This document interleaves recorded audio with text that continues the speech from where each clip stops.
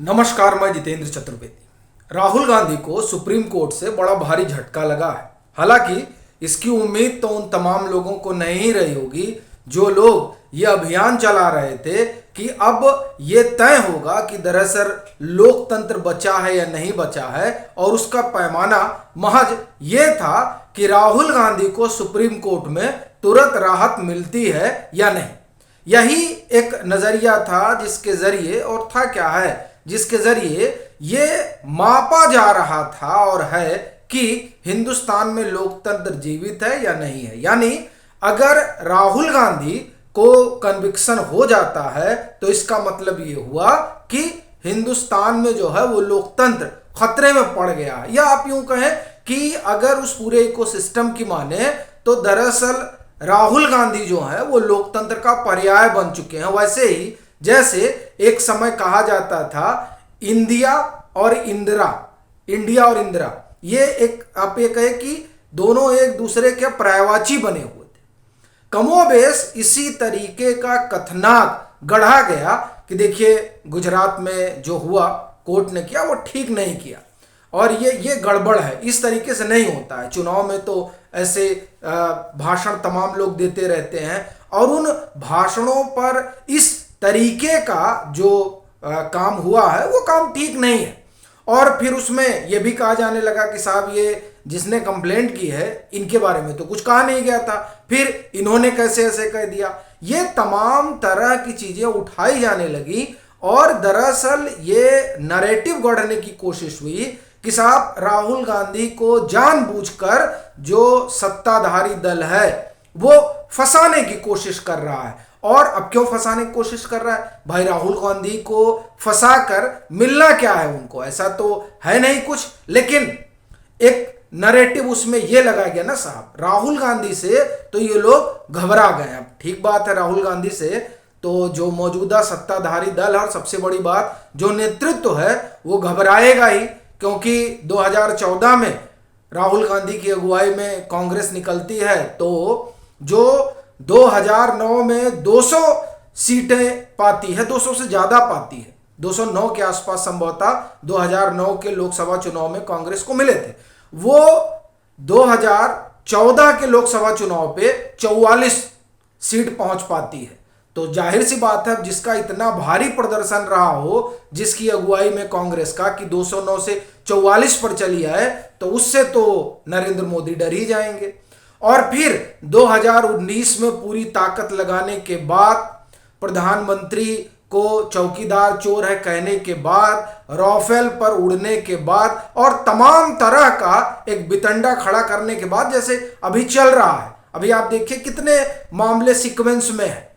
अब राफेल को एक बार फिर से उड़ाया गया, मणिपुर वाला मसला है ही है, और उसके बाद में अब तो ये मोहब्बत की दुकान खोले हुए हैं और बता रहे हैं कि किस तरीके से माइनॉरिटी और तमाम चीजें उठाई जा रही हैं। आपको एक चीज बताता हूं, फिर आगे चलता हूं, इस मसले पर आता हूं कि दरअसल सुप्रीम कोर्ट में हुआ क्या है। ये जो नैरेटिव है, ये दरअसल नैरेटिव इसीलिए गढ़ा जा रहा है कि किसी तरीके से 2024 में कुछ हासिल किया जा सके। अब उस हासिल करने के लिए तरह तरह की चीजें खड़ी की जा रही हैं, जिसमें अल्पसंख्यक वाला मसला भी है। और यह महज इत्तफाक नहीं है कि राहुल गांधी से अमेरिका में उठाते हैं और फिर यूरोपियन यूनियन इस मसले को उठाती है और मणिपुर वायलेंस का जिक्र होता है, और उसके बाद में सेशन के ठीक पहले एक अलग तरीके का माहौल बनता है। वो जो है वो विभत्स है, लेकिन उसमें राजनीति जिस तरह से हो रही है वह अभी सवाल खड़ा करता है। तो दरअसल ये भी एक, आप ये कहें कि पटकथा लिखने की तैयारी है, क्योंकि ये आप देखिए क्रोनोलॉजी बनती है। और इसी की बात जो है रविशंकर प्रसाद एक तरह से संकेतों में, जब कल उनकी प्रेस कॉन्फ्रेंस हुई तो वो बोल भी रहे थे। तो अब ये 2024 के लिए तैयारी हो रही है। कुछ ऐसी ही तैयारी 2019 में भी हुई थी। तब कांग्रेस ने पूरा जोर लगाया और कांग्रेस पहुंच पाई 44 थी, तो पता चला कि 54 सीट आई, मुझे लग रहा 54 आई थी, तो कुल 10 सीट बढ़ा पाए पूरा अभियान चला के। तो ऐसे राहुल गांधी से, जिनकी अगुवाई में कांग्रेस रसातल में चली गई है, उससे तो नरेंद्र मोदी घबरा ही जाएंगे और इसीलिए उनको फंसाने की कवायद होगी। दरअसल मसला ये नहीं है, मसला तो नैरेटिव गढ़ने का है और ये नैरेटिव बनाया गया और उस नैरेटिव के जरिए एक ऐसी तस्वीर उकेरी गई जिसमें राहुल गांधी का एक आदमकद, आप ये कहें कि उनको चेहरा बना दिया गया।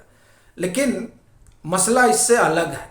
दरअसल किसी भी तरीके से वो जो पूरा इकोसिस्टम है वो ये चाहता है कि कुछ सिंपैथी बटोरी जाए, लेकिन सदस्यता चली गई और उसके बाद में 8 साल तक चुनाव नहीं लड़ सकते, ये तमाम चीजें हो गई। उसके बाद में भी कोई जन सैलाब नहीं उमड़ा, लेकिन फिर भी कोशिश जारी है और उसी कोशिश का एक हिस्सा है सुप्रीम कोर्ट जाना। क्योंकि जिस तरह से उनको मोदी सरनेम को लेकर सजा हुई और अब तो वो सजा याफ्ता है और उस सजा में 2 साल हो गई। अब कह रहे हैं साहब 2 साल कैसे कर दिया? ये जानबूझकर 2 साल किया गया है ताकि ये 8 साल तक चुनाव न लड़ पाए। भाई 2 साल नहीं भी होता, बड़ी चीज ये है तो चुनाव लड़ लेते तो कौन सा तूफान आ जाता। पिछले कई चुनावों का हमने आपको बताया, 2 से तो चुनाव लड़ ही रहे हैं और इनके कद का आलम यह है कि अमेठी हार जाते हैं, वायनाड से जीतते हैं। सो अब ये सब नरेशन तो गढ़ा ही जा रहा है, लेकिन बड़ी चीज ये है कि सुप्रीम कोर्ट में हुआ क्या। देखिए, अब ये चाहते थे कि एक तो ये जो हाई कोर्ट का फैसला है, जो गुजरात से फैसले आ रहा है, बड़े गड़बड़ है कोर्ट ने जो फैसले दिए और इस तरीके से होना चाहिए, ऐसा थोड़ा ही होता है। लेकिन अब यहां ये चाह रहे थे कि जो कन्विक्शन है, कन्विक्शन पर अंतरिम तौर पर तो पहले रोक लगा दी जाए और उसके लिए बाकायदे दलीलें रखी गई कि 111 दिन से जो अभिषेक मनु सिंघवी इनके वकील थे, आजकल वो सबके वकील हैं, वो आप जान ही रहे हैं। खैर, तो इन्होंने ये पक्ष रखा कि 111 दिन से जो है राहुल गांधी सफर कर रहे हैं और वाई नॉट की जनता सफर कर रही है। 2 सेशन जो आप देखिए निकल रहा है और ये अपनी जनता को वहाँ रिप्रेजेंट नहीं कर पा रहे हैं। वहाँ की जनता का रिप्रेजेंटेशन जो है वो लोकसभा में है ही नहीं है और देरी होती जा रही है। मार्च में ही फैसला आ गया था और अभी अब आप इसे तुरंत सुन लीजिए ताकि कम से कम ये जो सेशन चल रहा है वहाँ तक तो पहुँच जाए और अपने जहाँ से चुनकर ये आए थे वहाँ के लोगों का रिप्रेजेंटेशन तो हो। नहीं तो अगर देरी होती रहेगी तो चुनाव आयोग जो है नोटिफिकेशन भी जारी कर सकता है। ये तमाम चीजें वहां रखी गई और ये कोशिश हुई कि किसी तरीके से इस मसले में अंतरिम राहत मिल जाए राहुल गांधी को। वैसे ही जैसे अध्यादेश वाले मसले में था, जो दिल्ली सरकार की किसी तरह से दिल्ली सरकार को जो है अंतरिम स्टे लगा दिया जाए ऑर्डिनेंस पे, तो वो तो हुआ नहीं।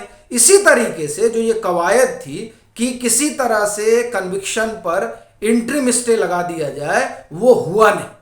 कोर्ट ने कहा कि देखिए ऐसा नहीं हो पाएगा, हम दोनों पक्षों को सुनना पड़ेगा। और बड़ी चीज आप देखिए कि पूर्णेश मोदी की कैवियट जो है वो दरअसल उन्होंने डाली इसीलिए थी कि कुछ भी हो उससे पहले हमें भी सुना जाए।